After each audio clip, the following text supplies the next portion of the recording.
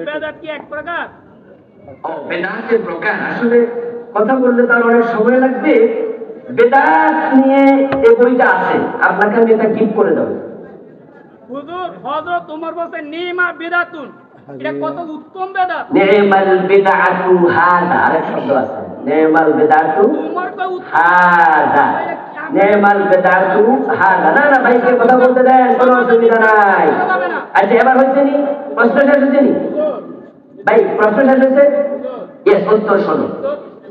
নিমাল বিদআতু হাদা, হযরত ওমর এই কথা বলেছেন তারাবির নামাজ দেখে।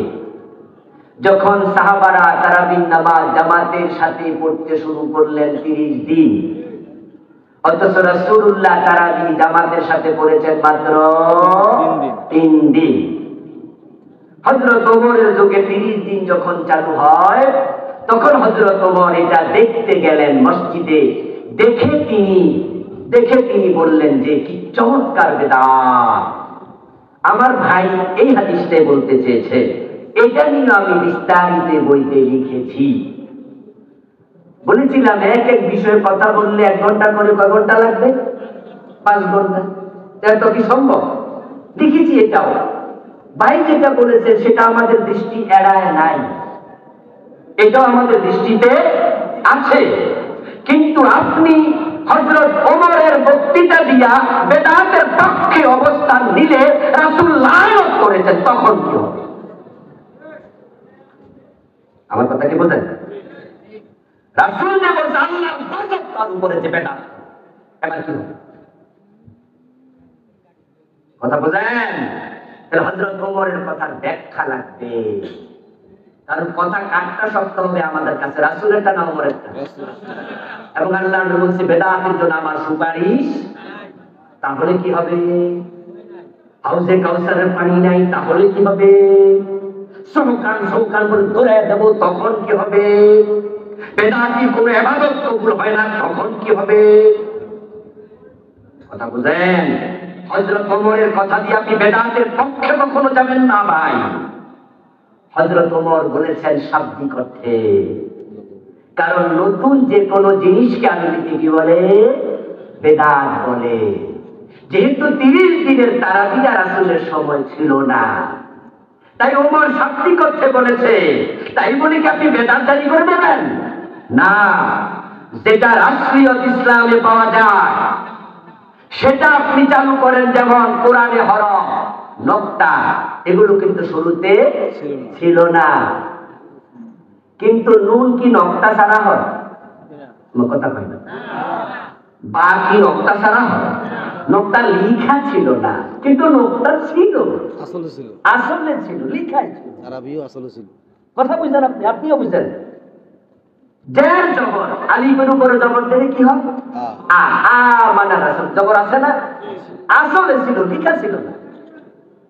এই জন্য এটাকে বেদাত বলা যাবে যে নতুন করে লিখছে, কিন্তু আসলে তো ছিল। তো তারাবি কি রাসূল 3 দিন পরে নাই? আসলে তো ছিল, নতুন না। কিন্তু নতুন তো সেটা। যেমন ঈদে মিলাদুন নবী রাসূল কোনদিন করেনি নাই, সাহাবারা কোনদিন করেই নাই। ঈদে মিলাদুন নবী নামে কোনো বাক্য কোরআন হাদিসে নাই। এই বইটা আমি লিখেছি, চ্যালেঞ্জ করেছি। লা আসলাল্লাহ, এটা নাই, এটা আপনি বানাইছেন। আযান রাসূল শিখিয়েছেন আল্লাহু আকবার, কিন্তু আপনি দুরূদ শরীফটা বানায় ঢুকাইছেন। কথা বলেন? যেটা আপনি চালু করছেন এই অধিকার আপনার নাই। আশা করি বুঝাইতে পেরেছি নাকি? ঝগড়ার কিছু নাই। আমরা তো সবাই জান্নাতে যেতে চাই নাকি? আমরা সবাই কোথায় যেতে চাই? এই ভাইও চাই, আমিও চাই, আমরা সবাই চাই। এই জন্য যেগুলো খারাপ, বেদাত বলতে বেদাতের ফিদ্দিন, যেগুলা বেদাত লিদ্দিন, বেদাত ফিদ্দিন। লিদ্দিন যেটা উদাহরণ দিলাম, নক্তা, হরফ, এগুলো অসুবিধা নাই। যেমন মাদ্রাসা বানানো, রাসূলের জামানায় কি মাদ্রাসার বিল্ডিং ছিল? এটা বেদাত লিদ্দিন। কিন্তু ইবাদতের ভিতরে ঢুকাবেন এই অনুমতি নাই। যারা আজকে জিকিরে তবলা ঢুকাইছে, রাসূল কি জিকিরের সময় তবলা বাজাইছে, ঢোল বাজাইছে?